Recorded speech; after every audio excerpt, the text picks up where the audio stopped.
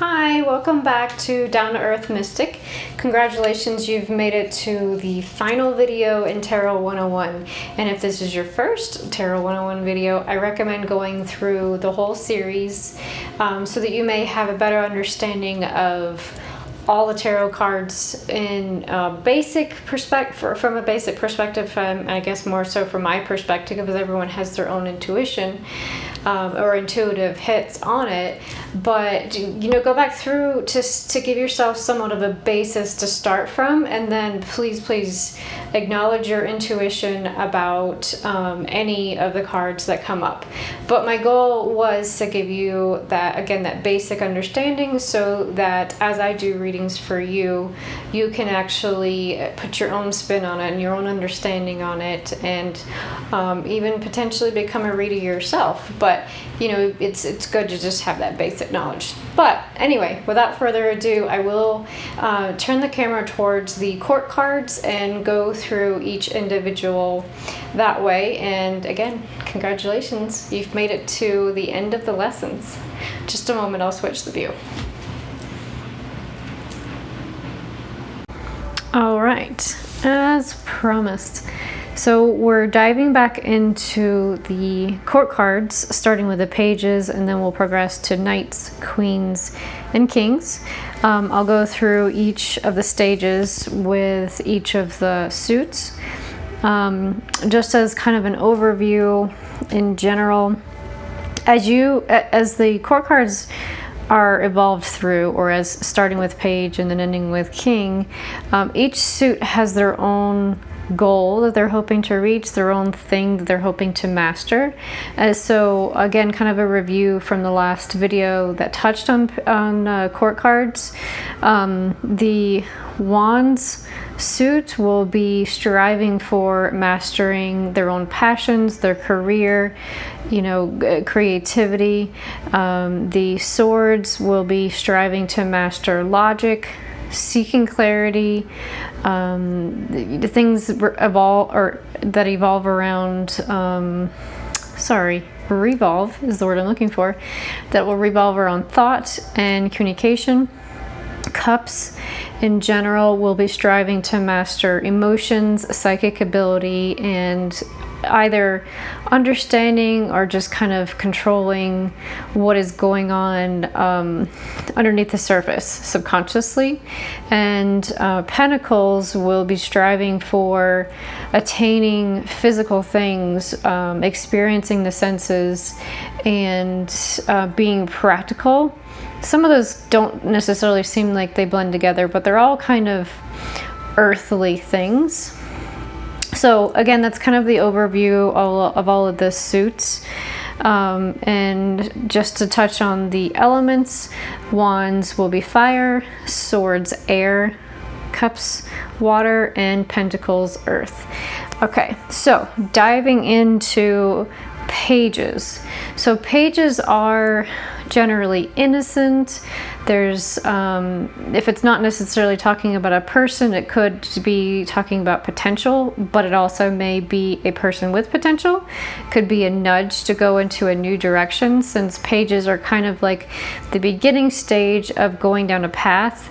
So the beginning stage of going down a career path would be a page of wands, or the beginning stage of an idea would be the page of swords. The beginning stages of understanding your emotions or going down in emotional pursuit might be the page of cups, and the beginning stages of the attaining something physically, financially, and then becoming more financially stable, that would be the page of pentacles.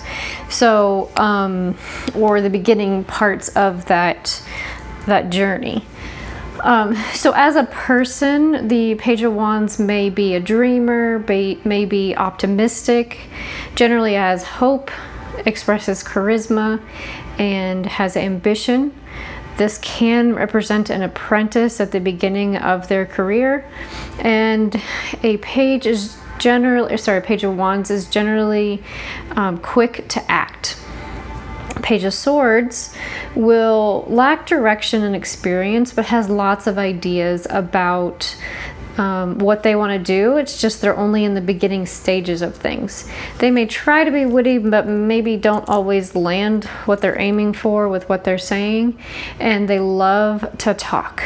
A Page of Cups they'll feel inspired. Rather than thinking that something might be a good idea, they're going to be pushed more along their path with their feelings. So feeling inspired is going to create the motivation to move forward. They may be newly awakened to psychic abilities. This may represent, say, maybe a first crush or puppy love or inexperience in love in general. And then the Page of Pentacles will be like kind of innocent, naive, inexperienced in life in general. They may do a little bit more introspection than actually moving forward or talking out loud about things. And even though they may not have fully attained it yet, they do strive to be grounded. So there you have it with the pages. Moving on to the Knights.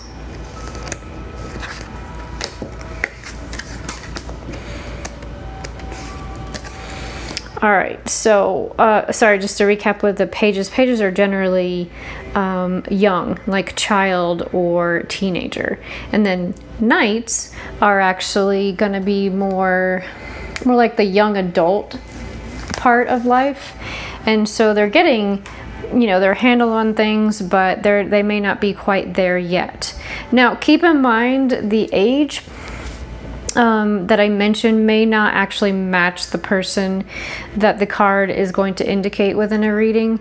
It may actually be more indicative of their maturity level through something. So someone could very well be in their 60s and they still act like a page in something. They still may act really naive in general. But so that being said, this is kind of like the natural maturity through ages and through life things, life categories. And so back to the Knight, or to Knights in general. A Knight of Wands may represent someone who is going to be very passionate, potentially emotionally unavailable. So and then Knights in general can represent an opportunity, movement, or offer.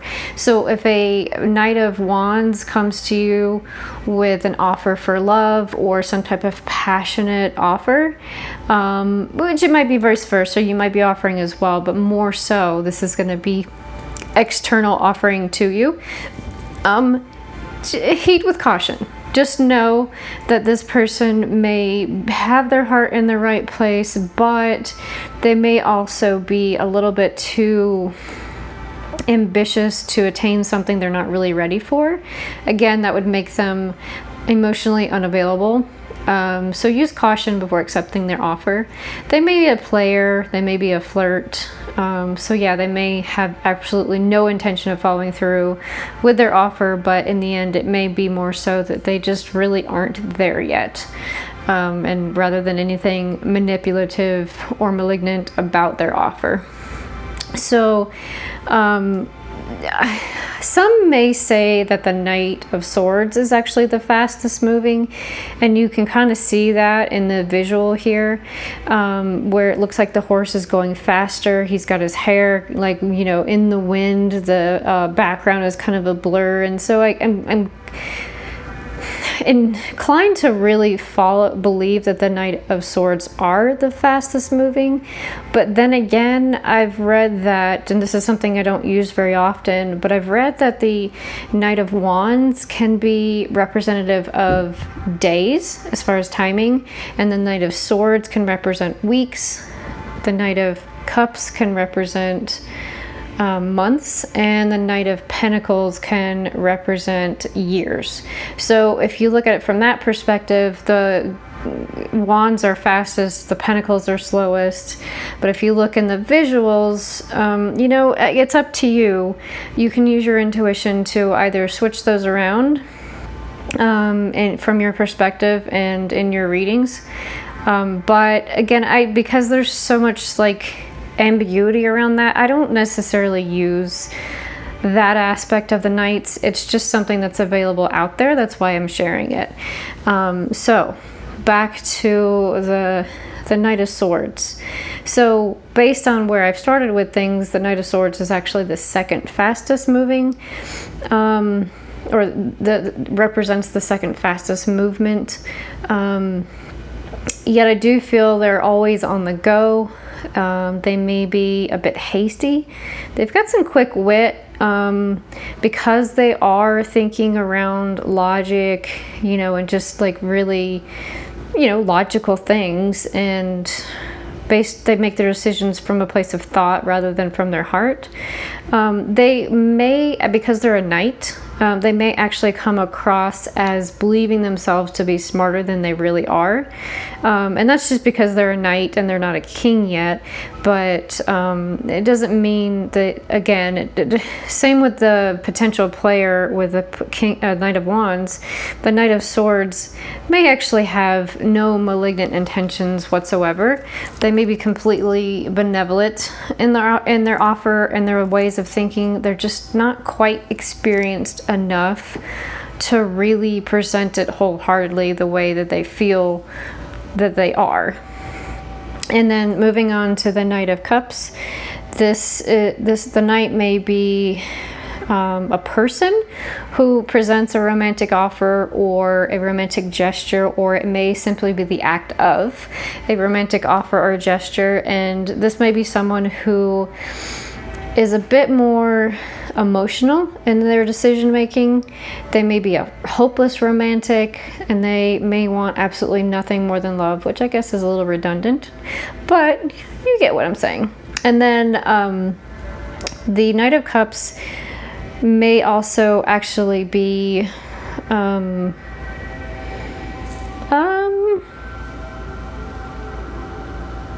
psychic. Actually, I'm leaving that one out of my explanation. That's the one I'm missing. Kind of really exploring in their psychic abilities and really starting to connect and understand what this psychic business is all about. Really like embracing their intuition more. And, you know, like I said, maybe coming to you with a romantic offer. So that's always one of those exciting ones to see when you're single. The Knight of Pentacles, that one is going to be someone who's becoming more grounded. They they're actually generally the slowest moving, the slowest to act of all the suits and elements. They need to really explore and understand all of the options and all of the reasons to potentially make a decision before they'll act. But the good thing about that is they're all in when they decide that they are ready to offer that commitment or, you know, step forward into an action. So that makes them dependable. They're likely to be physically fit and value health. And as a knight, so they may not actually be there yet, but they do value their health. They have strong morals and values. They may be shy, but that doesn't actually pull away from their really impressionable presence. There's just something very strong about a Knight of Pentacles presence. They're not quite to the king yet, but they still may present themselves as at least having a very strong potential of being stable. And again, that creates that impressionable presence in them. So moving on to the Queens. Queens in general are going to be definitely strong adult and no longer in that like teenager, young adult phase. And I'm just saying again, in that natural flow of maturity, we could all be stuck in a stage. But so the Queens are, as I mentioned in my previous intro video to the minor arcana, the Queens in general will represent either satisfaction, so not quite mastery of something yet, but they're definitely feeling stronger in their element. It could represent success in their element and maturity within their suits or elements. So I'm going to use those words interchangeably. And so honestly, most people would probably be happy with, quote, queen status, because they're seeing the results of their efforts, and they're looking pretty good from the outside. So I guess it's more so when you make it to king that you're actually also internally very satisfied, not just externally showing that you're qualified, if that makes sense. Although there is still absolutely a ton of success with queens. But now going into the elements and suits themselves, the Queen of Wands is going to be the most creative of all the court cards. Will have an absolutely radiant energy. They're very career focused. They're welcoming, but on occasion may come off as too bold and to the point, or too much to the point. But you can count on these women to really tell you how they feel, for sure. And then the Queen of Swords, again, coming more from a place of logic and seeking clarity and communication. They're great at making very smart decisions without letting the emotions get in the way. So because of this, they may be viewed as cold, but they're definitely very intelligent and really good at understanding a big picture, and they've got some sharp wit. So again, can be taken as a little too bold, like the Queen of Wands, but the Queen of Wands will express their boldness more passionately, and a queen may express it more unemotional and cold. Now, Queen of Cups, on the other hand, they're going to be very emotional, but yet still presenting that in a really balanced way. They've mastered, or not quite mastered because they're not the king yet, but they're super good at least being viewed externally as really having their emotions in check. They've got a calm presence. They're deeply intuitive and usually viewed as psychic. They've got strong emotional intelligence about themselves and others. They're far from shallow. They're actually very deep people. And again, they've got a calming presence. Queen of Pentacles, again, focused on physical things, senses, practicality. They're going to be very financially independent and stable financially. Stable as a person in general. They're going to be very nurturing and honest. Also spiritual. Believe it or not, I feel like that's the first time spirituality pops up in Pentacles. But just an overall, like, in all areas of life, feeling really wealthy and really well taken care of. And then the queens are actually also dependable, but do not think for once that you're going to treat them like a doormat. They won't let that happen. They care about themselves too much in a positive self-love like type way, not an arrogant way. So I'd say any of the queens are going to be presenting themselves as confident. In some cases, it may be more of an external expression, and internally they still feel like they're struggling within their particular area of life. So let's move on to the kings. The kings in general are going to be really mature people. They've really mastered their realm of life, meaning, wands, swords, cups, pentacles, passions, thought, emotions, and practicality. They're basically the master of their suit and their element. So the King of Wands is going to be the most confident of all the court cards. They've got a solid, authoritative business person vibe about them. They generally act from their own accord. Very unlikely to take orders from someone else because they're typically already at the top of the food chain, so to speak, or the top of the ladder. And I guess if you were to find this person not in charge, they will appear very uncomfortable in that position, and I guess maybe honestly might present themselves more as a page or a knight of wands rather than the king, because they haven't found their place yet, or their place in the world. But the king has found their place in the world. They've got the most intense king personality. They're very passionate and outgoing. King of Swords, again, focusing on logic, seeking clarity and communication. They're probably actually masters at not only seeing clearly, but communicating clearly. They're very intelligent, very logic-based. They're devoted, loyal, responsible. They may actually come across as kind of a dry personality because they're so judicial, fair, honest, and again, an excellent communicator. The King of Cups, focus on the emotional, subconscious, and psychic ability. Can be viewed as the ultimate romantic partner. Yet still, they can be compassionate to a fault. They love very deeply. They have a great skill at expressing their emotions. They're a very solid friend. Yeah, I've seen this one being referred to as like your ultimate lover or your ultimate love of your life. And then last but not least, the King of Pentacles. Again, focus on physical senses, practicality.